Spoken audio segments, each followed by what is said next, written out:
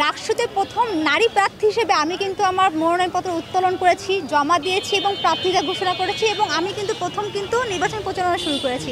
আমি মোহাম্মদ নিশা আক্তার, সম্পাদক মহিলা বিষয়ক পদপ্রার্থী, স্বতন্ত্রভাবে নির্বাচন করেছি। আমার ব্যালট নম্বর 5, 25 তারিখ সারাটি 5 নম্বর ব্যালটে নিশা আক্তার।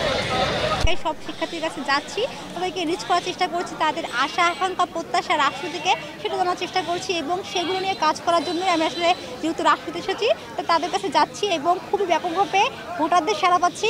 ভোটাররা খুব উচ্ছ্বসিত, আনন্দিত এবং উৎসবমুখর একটা পরিবেশ আমরা দেখতে পাচ্ছি ক্যাম্পাসে বিরাজ করছে। আমরা চাই এই উৎসব এবং উৎসাহ উদ্দীপনা এটার ধারাবাহিকতা বজায় থাকুক এবং 25 তারিখে সুষ্ঠুভাবে আমাদের যে ক্যাম্পাসে যে 35 বছর পর যে রাকসু নির্বাচন সেটা অনুষ্ঠিত হোক। রাকসুতে প্রথম নারী প্রার্থী হিসেবে আমি কিন্তু আমার মনোনয়নপত্র উত্তোলন করেছি, জমা দিয়েছি এবং প্রার্থীতা ঘোষণা করেছি এবং আমি কিন্তু প্রথম নির্বাচন প্রচারণা শুরু করেছি। আমি আসলে বলবো আমি নারীদেরকে চাই নারীরা এগিয়ে আসুক, তারা অংশগ্রহণ করুক।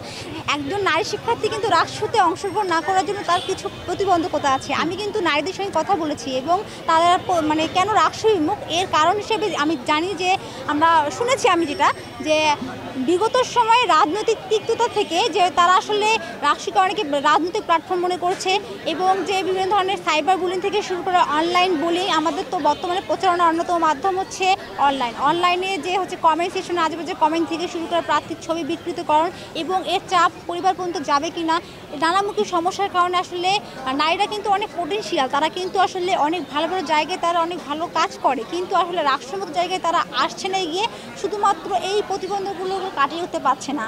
আমি অবশ্যই আশা করব যেহেতু আমাদের 35 বছর পর রাকসু নির্বাচন অনুষ্ঠিত হচ্ছে, আমি যদি নির্বাচিত হই অবশ্যই নারী নেতৃত্বের বিকাশ ঘটানো, নারীদের নিরাপত্তা, নারীদের সুরক্ষা এবং সর্বোপরি নারীবান্ধব ক্যাম্পাস নিশ্চিত করা এবং নারীদের অধিকার, নারীদের সমস্যাগুলো চিহ্নিত করে সেগুলো নিয়ে কাজ করা আমার ইচ্ছা আছে।